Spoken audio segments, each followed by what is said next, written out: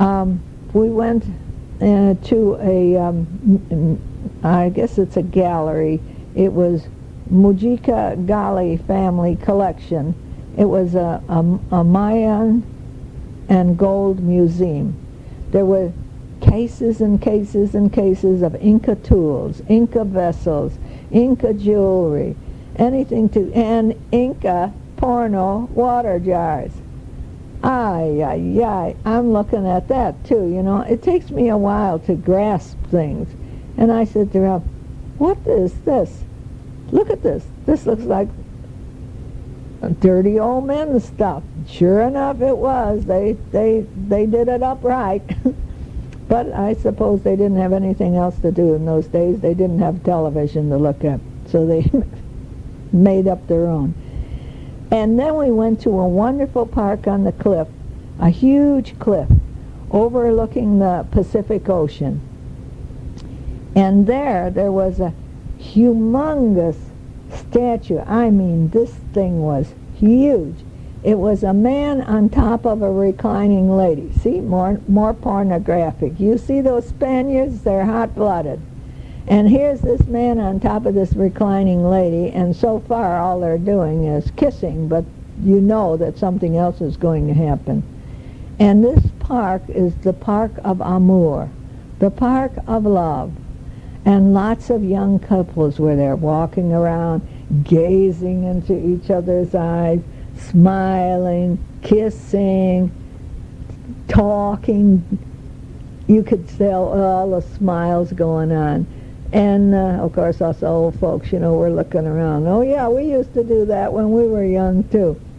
So anyway, way below us, thousands of feet below us, we saw this Pacific Ocean coming in with all the big waves coming in, and people were all there on their boards coming in on the waves, you know, and there was a pier that went way out, and then there was a restaurant at the halfway of the pier going out into the ocean, and we went down there that night for the dinner, and it was lovely, but the pier was on stilts, and when these waves came crashing, they crashed underneath you, and you could feel it shaking when the big waves came in.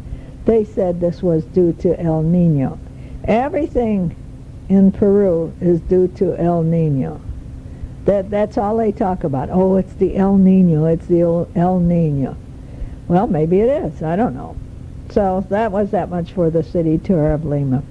And we saw other things. We saw churches and things like that, but I'm not much for the big Catholic churches. I know the Spanish people take great pride in them, but I always feel like all that gold that's on from the floor to the ceiling, it's just unbelievable, and yet you're sitting on a hard bench there, you know.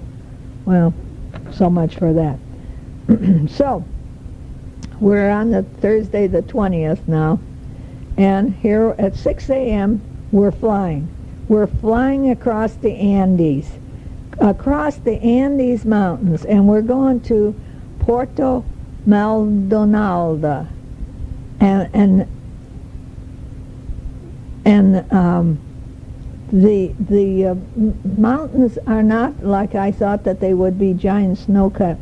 They didn't look like our Rocky Mountains with the snow, but then they said, well, you have to remember that you're right by the equator, and so there isn't that much snow right on these mountains, but in different spots there is snow. So, but we saw those later, but not on this time.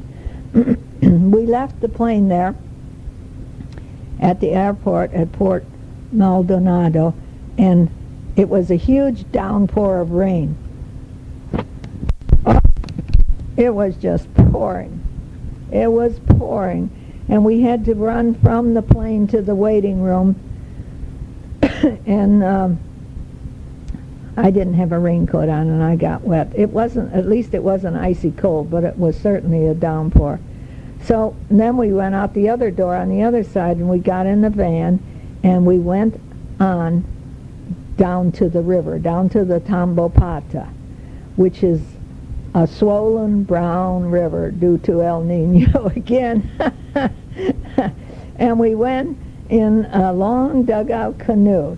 It was painted red and green a long time ago, and it says Cuckoo on the front. That's the name. And I thought, oh God, we're cuckoo to get in this thing and sit here and go up river for 4 hours.